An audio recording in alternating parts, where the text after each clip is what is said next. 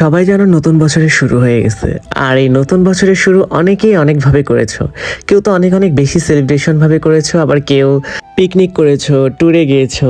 But আমারটা দেখো, আমার হ্যাপি নিউ ইয়ারটা দেখো।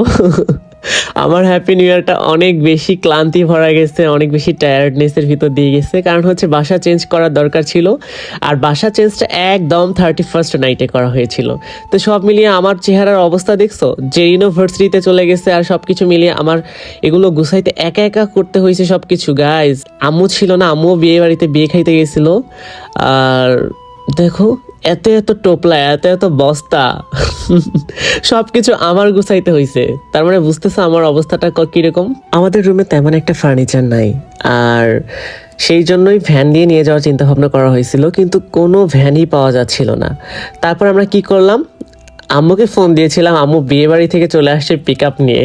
তো পিক আপে সব কিছু তুলে আমরা এখন রওনা দিচ্ছি যেখানে আমরা যাব। অর্থাৎ আমরা তো ছিলাম গাজীপুরা 27, এখন আমরা চলে যাচ্ছি আমার নানুর বাসার এলাকায়। আমার খালতো ভাইয়ের অবস্থাটা দেখো, ওর ঠান্ডার কারণে ওর চেহারা দিয়ে তাকানো যাচ্ছে না। আর আমি সকাল থেকে এত এত এত এত বেশি কাজ করেছি, যার কারণে আমার এত বেশি গরম লাগতেছিল যে আমার পরনের জ্যাকেটটা আমি খুলে ওর কাছে দিয়ে দেই যে তুই পর। বাট ওর মুখ থেকে ও বসেছে। কি অবস্থা দেখছো?